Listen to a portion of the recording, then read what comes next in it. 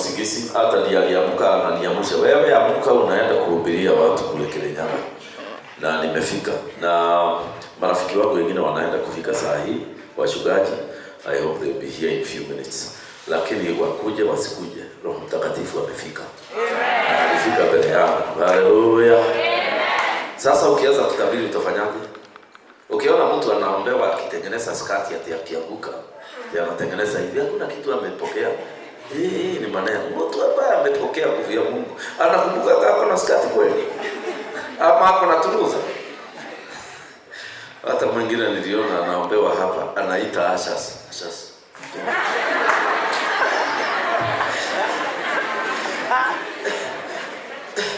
Mtu akikunywa nguvu nyingi anajali kama kuna hacha, anasema hakuna. Sisi wakati tulikuwa tunaombewa Roho Mtakatifu zamani, hakukuwa na asha. Kwanza kukiwa hakuna asha ndio niliona mtumishi wa Mungu anafurahi. Alikuwa anasema unashikilia mtu kitu gani, umweke ushafu ondoka. Watu wanaondoka, tunaombewa. Na kuambia tunagaragara chini. Mimi niliamka nikakuta niko na vumbi kila mahali. Halafu alisema tu akiwa hapa mbele, "Ni safe."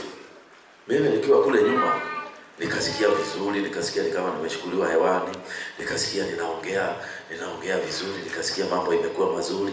Bwana Yesu asifiwe. Halafu nikashindwa ni nani huyu nikasikia kuna mtu anafanya hivi. Nikashindwa nani huyu sasa ananifanya hivi. Wakati ninapokea Roho Mtakatifu, nimesikia vizuri, nasikia niko heaven nyingine, naongea na lugha hii, na change na hii, naongea na hii. Nikafungua jisho moja. Nikajaribu kuifungua, haifunguki, ikoleze. Lakini nikafungua. Kumbe zote tuko chini.